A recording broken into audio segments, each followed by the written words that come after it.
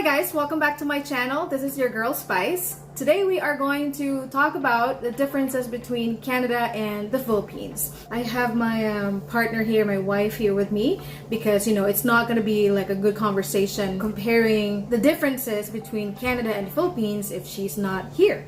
So, you ready for this? Yeah. Okay, so if this topic is of any interest to you, then you should keep watching.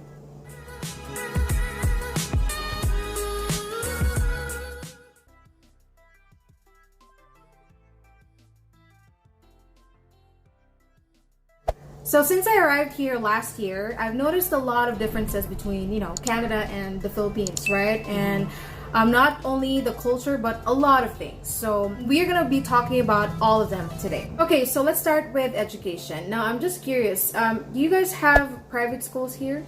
Yeah, we do have private schools, not as many as public because of the cost, but most kids do go to school in a public school setting. If their parents are able to afford, they're fortunate enough and they're able to send their children to private schooling, then they will. But most people graduate from a public school. Okay, yeah, so in the Philippines, we do have public and private schools too, but then I would say half of the population of the kids or students going to school would go to a private school.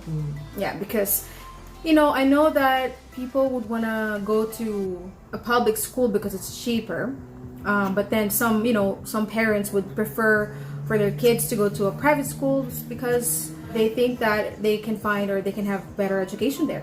I don't know, but that's how we do it in the Philippines. So you said that you have from grade primary to grade 12? Yeah, so we started at K to 12 a couple of years ago, but we just had, like, before it started, we had grade 1 from grade primary to grade 6.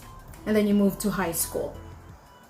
Yeah. Oh, okay, so it's a little bit different here because things have changed recently in terms of how they kind of classify the schools, but primary to 6 is considered to be elementary, and then grade 7 and 8, maybe even grade 9 is considered to be middle school or junior high, depending on the school and the grades. And then grade 9 to grade 12, if you have a school that's 9 to 12, that's considered to be high school. Okay, let's move on to the next one. So in the Philippines, we address older people using ate, kuya. So ate means you're calling your older sister, or kuya, you're calling your older brother, right? But then here, when it's different, it's totally different. So how do you address those older people? Well, we don't really necessarily address people that are maybe a little bit older than us. So like for you're addressing somebody who's possibly maybe a year or 2 years older than you by saying ate. But for us, we don't do that. So we would just say hi, and then if they're older, then maybe we call them, ma'am, miss, Mrs., okay, sir. All right, so that's applicable at school too, right? Yeah, at school, the kids here, specifically in Nova Scotia, they call you Miss, Mrs., Mr. Okay. That kind of thing. All right. So you were on a first name basis. I heard Troy, he calls you Donalda. Yeah. And Roman calls you Donalda, and Roman is the youngest, right? So there's no ate kuya version here in Canada. You just say, call their first name. Yeah. Right? Okay. This is funny because in the Philippines, it's very cultural that even if we don't know who the person is, we are not related to the person. If we don't know what the name of the person and we need to talk to them outside, like on the street or wherever, you say, hi ate, or hi kuya. So yeah, so that's actually good. I don't really need to think of what, to call them or how to address them in that way. Just first name basis is good. So let's now move on to food. So Filipinos love to eat rice. So in every meal, breakfast, lunch, and dinner, we eat rice.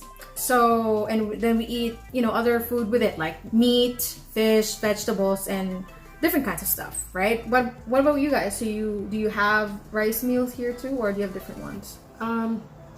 Well, it's not the same, right? Like, I think when the first time I went to the Philippines, I was surprised when I didn't dictate that I wanted fries with my meal, right? And it came with rice. I was like, I didn't want rice. So that's the difference, right? Is that for us, most times more than enough if we're gonna have a meal, then we'll have whatever the main course is of the meal, and then maybe we'll have salad, fries, Potatoes, mixed vegetables, potatoes, that kind of thing. But Okay. it's not, and rice sometimes, but rice is not as dominant. But you love eating rice so far? I like eating rice, not all the time. She but doesn't love it. She just like with certain meals, but not like every single day. Like Yeah. 3 times a day. I just can't I know. imagine. And the diet too, right? Yeah. Okay, fair enough. Okay, so let's move on to currency. Do you know what the currency is? The Canadian currency for Philippines? You mean the currency of Canada versus the Yeah, Philippines? that's what I mean. Okay. I believe right now it's $1 to maybe like 37 pesos, something like that. Okay. You know what's really getting lower every month? It changes a lot. Before, as far as I can remember, it could even go to up to 40 pesos. Yeah, like 40, 45. in the past, I can remember the currency being anywhere between 40 and 45. But Yeah. we are, at a time where we're experiencing pandemic, so your peso is not quite at that level at this point because of that. You're losing tourism and things like that, Yeah, right? exactly. But well, so your cost of living here is high too, Yeah, it's very high. right? It's different in the Philippines. So if you go to the Philippines and you have, I would say, $1,000 Canadian dollars, that's going to be a lot of money when you go to the Philippines. So how much is it? $1,000. Is about 37,000. Yeah, that's what it is.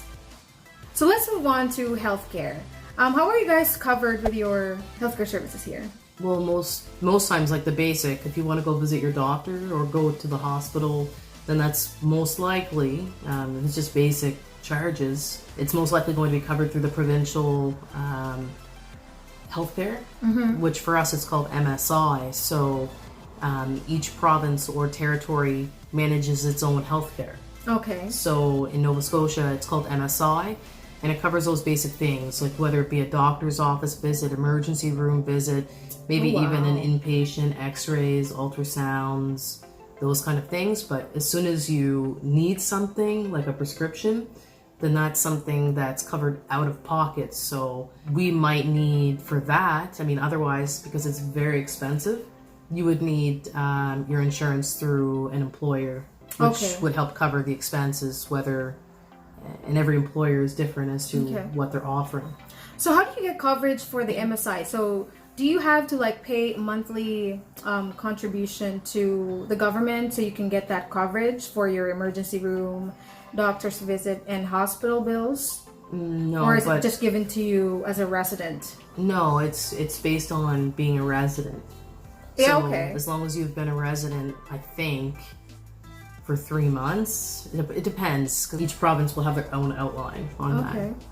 But to be clear, you don't really pay for anything, so you can get coverage from the government, a provincial health card. No, but I'm sure that some of the money that we pay in taxes goes towards that. All right. So, because in the Philippines, there's what they call PhilHealth. It's a government agency that, helps people pay their medical bills, especially if you can't afford to pay. So if you go there to a hospital, people are always scared of going to an emergency room, getting inpatient or having themselves checked by a doctor, because they have to pay a lot of money, especially if you don't have an insurance from an employer or if you're not working at all. So that's one good thing about being here in Canada, is because you get medical coverage. Okay, so let's move on to traffic. One thing that I hate about living in the Philippines was the heavy traffic. And I noticed that here in Canada, there's not the same, or they don't have the same kind of traffic here. No, it's different than it is here, because I found that in the Philippines, most people are traveling from outside of an area to go in, right? So everybody's trying to go into Metro Manila, right? You know that? Yeah. So people are trying to go in for work, and lots of people are traveling for hours, whether it be, jeepney, tricycle, whatever, right? So they're traveling for hours every day just to get to work. But most people, when you live in an area, you work within that area. You're within that area normally. Some people travel outside, but you don't have people coming in and going out to the same magnitude. All the time. Every day, yeah. And you see more vehicles because where we live, we don't really have much of a public transportation. They're talking about it. So if you don't own your own vehicle, then you either walk or maybe you take a taxi. But that's about it. Yeah. And aside from that, there's not a lot of vehicles on the road because the country itself is not overpopulated. Right. Is that true? Okay. Yeah. And the traffic is different, like here versus in the city, right? Like we're not really experiencing traffic here. We're probably only experiencing traffic when they're working on roads. Yeah, but I find that the traffic in the city or in Halifax, let's say, it's still not the same traffic as what we have in the Philippines. No, it's different definition. Okay. Yeah. All right. And speaking of transportation, in the Philippines, there's lots of, different kinds of modes of transportation. So there's your own vehicle, your private car, public utility vehicles. So there's jeepney, there's buses,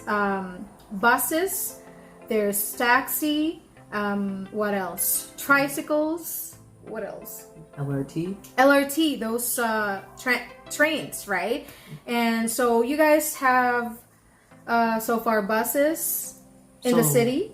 Well, yeah, in the city. They're talking about getting one around here possibly, but I don't know what's going to happen, with COVID, like whether or not there will be a big push on that for our county. But taxis in the summertime, could be ferries from one area to another, buses in the city areas, whether it be Halifax or at the other end in Sydney, they use a bus there. We don't really use train. No. Okay, but mostly private cars. Yeah. Right. Okay, so the next one is karaoke. You know that karaoke is a thing in the Philippines. Yeah. Right? And since I came here last year, I have been looking for, karaoke places. And so far I've seen 2.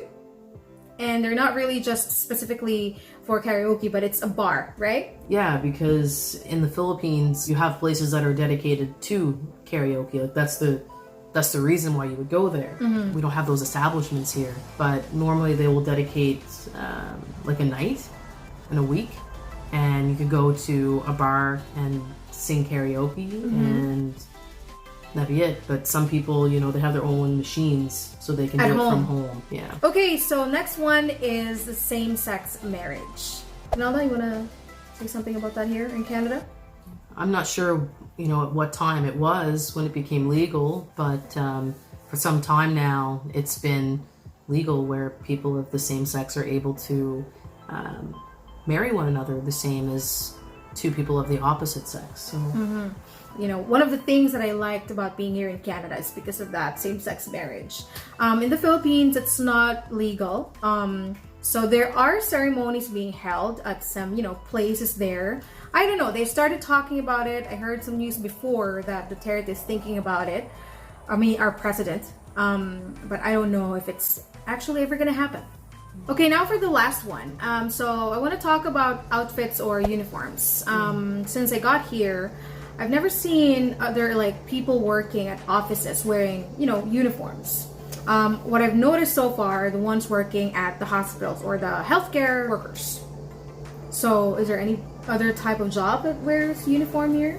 Yeah, when you go into a grocery store or like Walmart or something like that, right? People are wearing their uniform, which are issued by their employer. Like most places that are owned by an establishment. Okay, so what about at schools, like students and teachers? No, because when you go to public school, kids are able to wear jeans, t-shirts, sweatpants, whatever, right? As long as it's considered to be appropriate. And teachers normally dress up 3 to 4 days a week, but it's based on your own professional judgment in terms of whether or not it would be appropriate, and if it's not appropriate, something professional. Something professional. Yeah. Okay. Yeah, because the reason I asked that, in the Philippines, mostly those businesses, establishments, people that, are in the customer service department would have a certain uniform. And kids that go to school, they wear uniforms, and teachers too, right? Tellers at the bank. Yeah, so mostly workers wear uniform. Okay, so those are 10 of the many differences between the Philippines and Canada. These are not just 10, guys. There are many, many more of them. Like, we haven't even talked about the culture. These are just like things in general. So I hope you guys learned a lot from this video.